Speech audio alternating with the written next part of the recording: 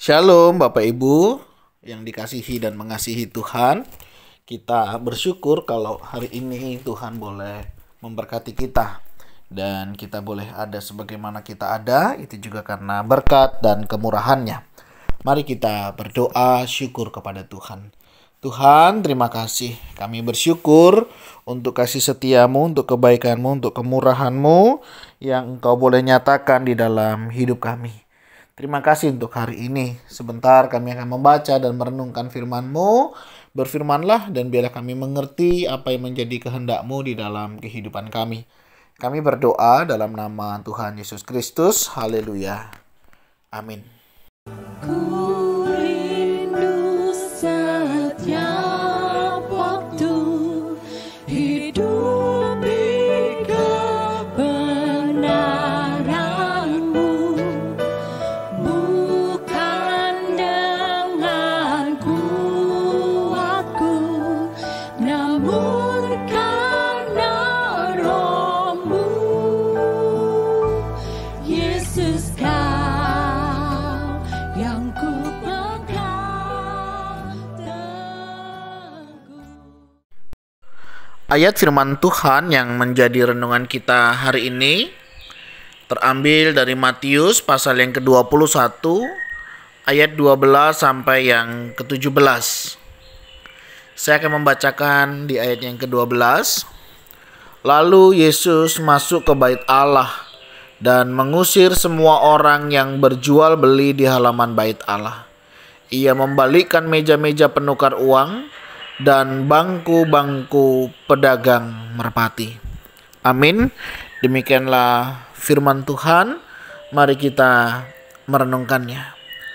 Bapak Ibu Saudara yang dikasihi dan mengasihi Tuhan, satu bagian ini menjadi menarik Bapak Ibu ya, karena terjadi di mana tidak seperti biasanya ya. Kalau kita memperhatikan perikop di Matius 21 ini, khususnya ayat 12 sampai yang ke-17, Yesus itu marah luar biasa. Dia marah pada saat itu Saudara bukan tanpa sebab, bukan tanpa alasan. Ya. Yesus marah karena bait Allah dijadikan sebagai sarang penyamun. Apa itu yang menjadi sarang penyamun Bapak Ibu Saudara? Seperti bait Allah tidak lagi difungsikan sebagai orang datang untuk beribadah, tetapi untuk bertransaksi, berjual beli ya. Penukaran uang ada di sana. Kalau dasarnya mereka membantu mungkin tidak masalah. Tetapi mereka menggunakan ini sebagai ajang untuk mencari dan meraup keuntungan sebanyak-banyaknya. Misalnya bila kita tukar uang karena memang harus uang setempat, kursnya dinaikkan Saudara ya. Jadi dari harga biasa ini ada kenaikan. Terus kalau kita mau bawa hewan kurban begitu ya, dari peliharaan kita mungkin atau dari tempat kita, itu sangat sulit. Kenapa? Ada saja nanti alasan para imam untuk tidak mengizinkan korban itu dipersembahkan. Harapannya ya memang supaya mereka beli yang ada di sana. Dan ada banyak lagi yang lain yang tentunya membuat Tuhan menjadi marah kepada mereka. Nah, yang menjadi sorotan saya adalah di ayat yang ke-12 ini ya Saudara ya. Lalu Yesus masuk ke bait Allah dan mengusir semua orang yang berjual beli di halaman bait Allah. Kalau kita melihat fungsi daripada halaman bait Allah, ini biasanya memang digunakan ya untuk berdoa ya bagi bangsa-bangsa. Seandainya kalau tempat ini yang biasanya adalah sebagai tempat doa, tetapi diisi oleh orang-orang yang bertransaksi, berjual beli, rasa-rasanya tidak mungkin untuk orang bisa beribadah secara khusyuk ya, untuk datang kepada Tuhan. Nah, dari sini kita bisa menemukan kenapa Tuhan Yesus itu marah. Saudara, marah itu sesuatu yang normal ya. Marah itu ya wajar ya, selama kemarahan itu wajar. Yang menjadi tidak wajar itu adalah marah-marah ya. Sedikit-sedikit marah, nggak ada apa-apa marah. Nah, kalau udah kayak gitu berarti ada sesuatu di dalamnya.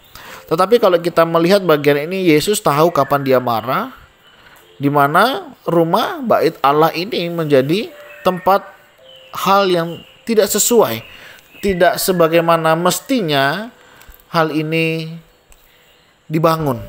Ya, ini membuat Yesus marah.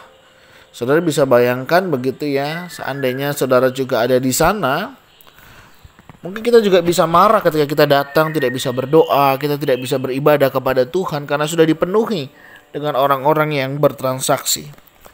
Nah, Bapak Ibu Saudara, hal ini mengingatkan kita. Ya. Orang-orang pada saat itu menghalangi orang untuk datang kepada Tuhan. Dalam kehidupan hari-hari kita, pernahkah kita menghalangi juga untuk orang boleh datang kepada Allah kita? Terkadang sikap kita, perkataan kita, hidup kita, kesaksian kita tidak menjadi berkat sehingga menghalangi orang untuk datang kepada Tuhan. Contoh sederhana saja ya saudara, mungkin kita tidak melakukan transaksi jual beli ya, menaikkan harga tukar uang. Mungkin dalam pertanyaan-pertanyaan kita, ketika ada seseorang datang ke gereja dan kita bertanya, tumben datang ke gereja, ada angin apa ini ya? Kok tiba-tiba bisa beribadah? Mungkin bagi sebagian kita itu sebagai bercandaan. Tapi bagi orang tertentu itu bukanlah bercandaan, bisa dianggap serius dan melukai hatinya dan akhirnya membuat orang itu tidak lagi mau datang ke gereja. Belum lagi kalau ada yang punya anak-anak begitu ya, orang pada lirik-lirik karena mungkin anaknya cukup aktif begitu ya. Terkadang hal ini pun bisa terjadi untuk menghalangi orang lain untuk bisa datang kepada Tuhan. Dan mungkin ada sikap yang lain juga yang bisa membuat orang lain jadi terhalang. Mungkin sikap kita, perkataan kita, ya, hal-hal yang mungkin bisa menjadi batu sandungan buat orang lain datang kepada Tuhan. Nah, hal ini tentunya mengingatkan kita bagaimana kita sebagai saudara seiman ya, sebagai sesama jemaat, anggota gereja, hendaklah kita bisa saling menghargai, saling menghormati satu dengan yang lainnya dengan tidak mengutamakan kepentingan pribadi, tapi utamakanlah kepentingan Tuhan. Dan jangan sampai apa yang kita lakukan, kita katakan, sikap kita itu justru membuat orang lain jadi terhalang datang kepada Tuhan. Nah, kira-kira pernahkah saudara mengalami hal yang demikian? Saudara terhalang untuk tidak ke gereja, saudara terhalang untuk tidak melayani, saudara terhalang untuk melakukan apa yang menjadi kehendak Tuhan.